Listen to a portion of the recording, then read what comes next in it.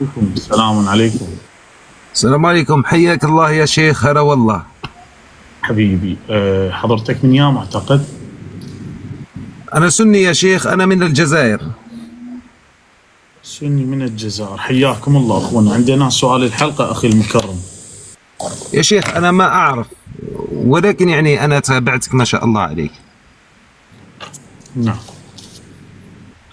نعم يا شيخ، يعني بارك الله فيك. نعم، أنا استفساري بسيط يا شيخ، يعني اعتقاد الإمامة، على ما أظن أنا سمعت الجواب من شخص الذي كان قبلي. كمعتقد الإمامة، هل هو أصل من أصول الاعتقاد في العقيدة الشيعية؟ عند الشيعة وعند السنة إن الإمامة أصل من الأصول، عند السنة وعند الشيعة. لا، هو فرع من أصل في العقيدة السنية يا شيخ. لا، أنا أعطيك دليل بأن ترك الإمامة يكفر السني إذا ترك الإمامة. نعم. ولا ذا صار كافر بعد، هذا أصل. طيب، ولكن الاختلاف في العقيدة السنية والشيعية في الفهم للإمامة. في العقيدة السنية ليس تنصيب إلهي، ولكن في العقيدة الشيعية هو تنصيب إلهي. إذن هو في العقيدة الشيعية أصل من أصول الاعتقاد. ما له علاقة. لا ما له علاقة إنه تنصيب أو ما تنصيب، بالنهاية كلاهما يعتبر أصل. الله تعالى ذكر في القرآن طاعة الإمامة كطاعة الله. يا أيها الذين آمنوا، انتبه، أطيعوا الله، ولاية لله، أصل. وأطيعوا الرسول، نبوة، أصل. وأولي الأمر منكم، أصل. لأن الواو واو عاطفة، واو اشتراكية، الله والرسول وأولي الأمر. أما تقول ثلاثتهم ليس من الأصول، وأما تقول ثلاثتهم من الأصول، لأن الواو مشتركة بينهم. و طيب شوف يا شيخ، أولا إطاعة الله سبحانه وتعالى أمر قطعي، قطعي الدلالة، قطعي الثبوت، والرسول قطعي الدلالة، قطعي الثبوت. وأولي الأمر منكم متشابه، لأنه لو نختلف في هذا الأمر نحن وأي شخص مسلم نعود إلى الله وإلى الرسول، إلى الطاعة المطلقة المحكمة.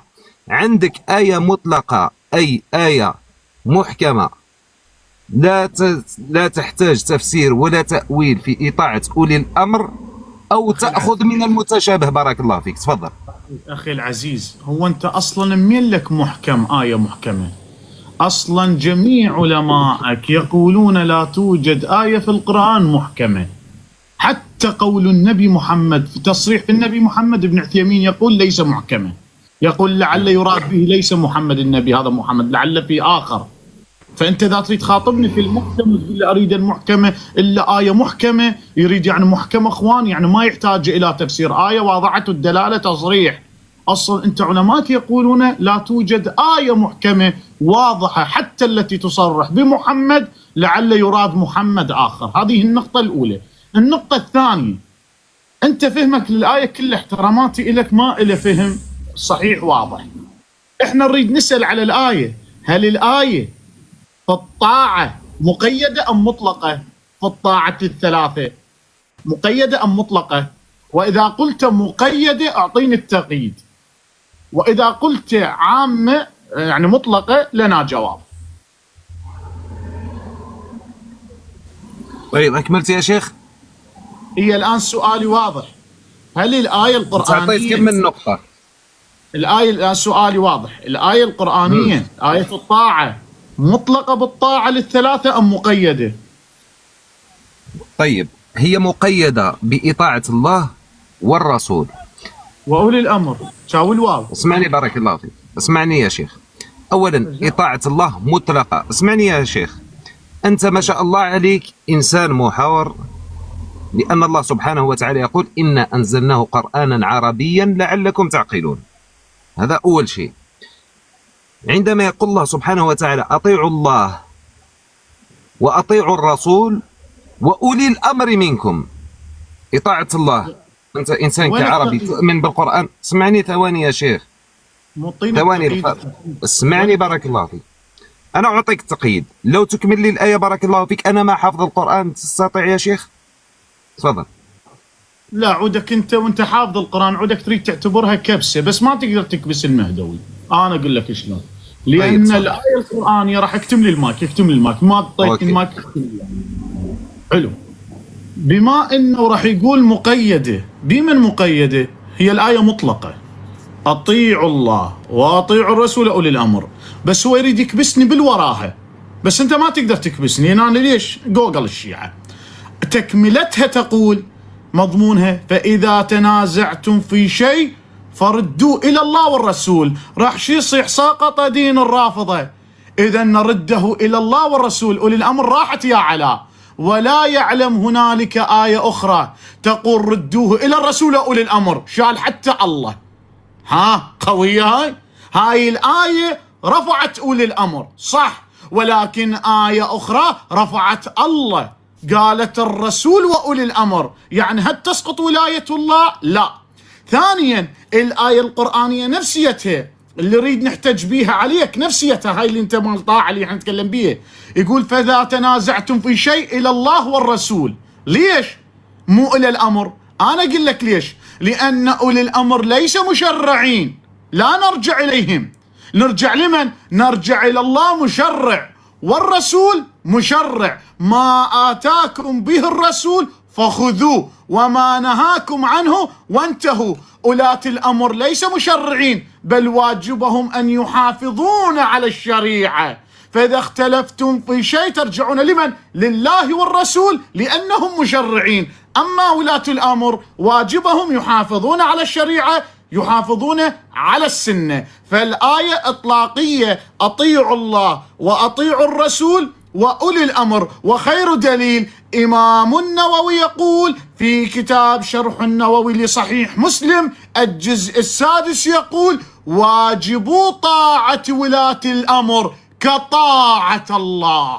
ها قوية. واجب طاعة ولاة الأمر كطاعة الله، والخارج عليهم كالخارج على الله، والخارج على الرسول، والخارج على الرسول خارج على الملة. فإذا مات لا تدفنوه في مقبرة المسلمين، ولا تسلموا عليه، ولا تناكحوهم ولا يناكحونكم، يعني لا تعطونهم نسوان ولا يعطونكم، فإنهم خارجين من ولاية الله إلى ولاية الشيطان.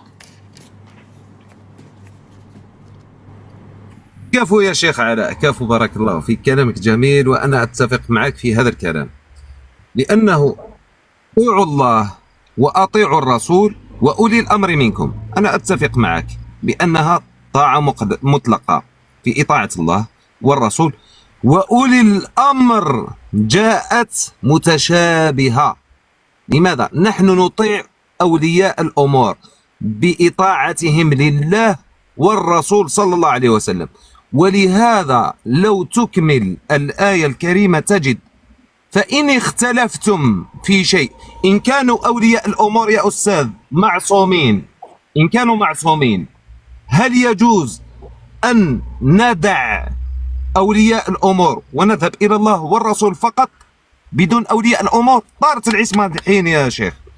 ولكن إن اختلفنا نحن وهؤلاء من أولياء الأمور نردوه إلى الله سبحانه وتعالى، أي القرآن، والرسول صلى الله عليه وسلم، أي سنة النبي صلى الله عليه وسلم الذي أوحاها الله سبحانه وتعالى إلى النبي المعصومة، لكي ما نختلف في هذه الأشياء. وين العصمة يا شيخ علاء؟ طيب تفضل جاوبنا يا ريت. طبعا الموضوع ما له أي دخل في العصمة. البداية هو كان يقول مقيدة، وبحمد الله تعالى ثم تراجع وقال مطلقة. فهذه نقطة تحسب عليك، هذه نقطة تحسب عليك. لماذا تحسب عليك؟ لأن أصبح عندك تناقض بآن واحد. هذه النقطة الأولى. النقطة الثانية، أنت تقول بما نرجع إلى الله والرسول، إذن هم معصومين. طيب أنت عندك النبي ما معصوم أصلا، حتى في البلاغ، حتى في الدين، على أساس في الدين عندك معصوم، حتى في الدين ما معصوم. هاي النقطة الأولى. النقطة الثانية، هنالك الكثير من القرآن النبي في كتبك ما بينه، وأنا أريد أفهم القرآن، لا الله شرح إلي القرآن ولا الرسول. يعني حتى القرآن من أمرني حسب فهم السني أن أرجع إلى الله والرسول في التنازع. إذا تنازعت في آية واختلفنا في آية ما ألقى لا الله شارح الآية ولا الرسول، إذن هاي الآية كلها سقطت عندك، طاحت الآية، مفعولها ساقط. لماذا؟ لأن أنا أتحدى أهل السنة والجماعة تحدي علمي أن يأتون من الله والرسول يا يحيى خذ الكتاب بقوة. لا الله بين لي الكتاب ولا الرسول، واختلفت أنا وسني موحد، أو اختلفنا مجموعة، واحد يقول الكتاب كذا، واحد يقول كذا، واحد تنازعنا، اختلفنا في تفسير الآية. إذا أريد أرجع أنا الآية لله، الله ما شرح لي الآية، أريد أرجع الآية للرسول، الرسول ما شرح لي. إذا ما هي فائدة الآية؟ إذا الآية في معتقدك ساقطة على أعقابها وخاوية على عروشها. هذه النقطة الأولى. النقطة الثانية، مجال يا شيخ، أنا ما أتكلم كثير، أعطيني مجال بارك الله فيك. خليني أكمل. لا خليني أكمل أرجوك. نقطة صغيرة فقط يعني. خليني أكمل أرجوك، خليني أكمل. هذه النقطة الأولى. النقطة الثانية، نحن نريد أن نفهم هذه الواو هل هي واو مشتركة أم لا؟ هاي سجلها يمك، هذه الواو واو مشتركة أم لا؟ هي واو مشتركة، واو عاطفة. دخل للدار محمد وجعفر وعلي، يصيح وإذا اختلفتم فارجعوا إلى محمد وعلي مثلا. والثالث أي واحد خلوه اسم، يصير نخرج نقول ما دخل، لا هو داخل في الآية. هذه النقطة الأولى. النقطة الثانية، أيضا آية أخرى الله يقول في القرآن إنه ارجعوا إلى الرسول وأولي الأمر. الله ماكو، هم ما جاوبتنا عليها. الله الرفع آية أخرى يقول إنهم أيضا إذا اختلفتم في شيء، مضمون الآية أنه ترجع إلى الرسول وأولي الأمر. رفع الله، يعني هل بمعنى أنه لا نرجع إلى الله؟ لا. النقطة الثالثة يقول هو أولي الأمر متشابه وليس محكم. إخوان، المحكم يعني اللي شيء ما واضح، العفو، يعني متشابه شيء ما واضح، يعني ما مصرح به، يسمونه متشابه. المحكم مصرح. هي أصلا بالآية نفسيتها الرسول وينها محكم الرسول؟ اثبت لي بأن الرسول يشار إلى محمد بن عبد الله، ما صرحت الآية على رسول. الله يقول في القرآن يا أيها الذين آمنوا أطيعوا الله وأطيعوا الرسول وأولي الأمر منكم. زين، اليوم احنا اختلفنا في مسألة حديثة. اليوم اخوان راح نختلف في العملة في الدولار، يلا تعالوا صيدوها إلي. اليوم راح نختلف بعملة في الدولار، مسألة فقهية. أريد أخذ أقساط من البنك أو أريد أخذ أقساط من صهيب مثلا، أريد أخذ شلون أتعامل وياه؟ أخذ بالعملة العربية أو بالدولار؟ فلان يقول كذا فلان كذا. أريد أرجع هذا الحكم لله، ألقى له حكم؟ ماكو. أريد أرجع الحكم للرسول، ألقى له حكم؟ ماكو. فهنا جاوبني شلون القرآن أمرني أن أرجع إلى الله والرسول، وهاي المسألة اختلفت فيها في التعامل في الدولار، لا الرسول يجاوبني عليها ولا الله. وين بعد إذن فائدة الآية القرآنية؟ تفضل. طيب يا شيخ، يا ريت فقط نلخصوا الكلام ونكون إن شاء الله نفهم بعضنا بعض. أولا أنت قلت بأنك يعني إن كنت ما تفهم شيء من القرآن الكريم نذهب إلى الله والرسول. الرسول ما فسر لك هذه الآية، ولكن الثقل الأكبر ماذا يقول لك يا شيخ وأنت إنسان محاور؟ أنا أريد أتعلم إن شاء الله. الله سبحانه وتعالى في القرآن الكريم يقول إنا أنزلناه قرآنا عربيا لعلكم تعقلون. وأنا ما عندي يعني شك فيك بأنك عربي، هذه أول نقطة. لا ثاني نقطة، الله سبحانه مو هيك، بس خلينا نخليه يفدوا. ثواني أنا ما أكمل، اسمعني، أنا استدلالي ما أكملته أصلا. هاي النقطة مهمة، بس دقيقة أنا أخذ الوقت براحتك. أخي العزيز، مو معناته أنزلناه قرآنا عربيا معناته كل عربي يفهم القرآن. يلا جاوبني يا يحيى خذ الكتابة بقوة. ما معنى الكتاب؟ اعطيني الرسول شنو قال؟ اسمعني ثواني، والله أذهب معك، أنا ما عندي إشكالية.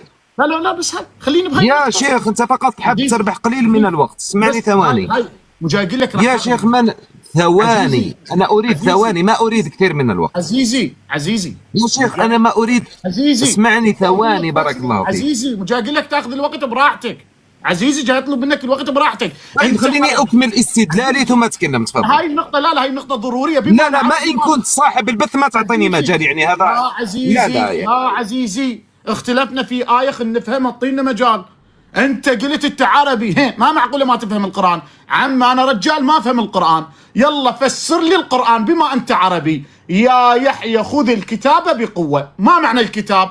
اريد الجواب بما انت عربي، تفضل. طيب اسمعني يا شيخ، بارك الله فيك، انا اتفق معك.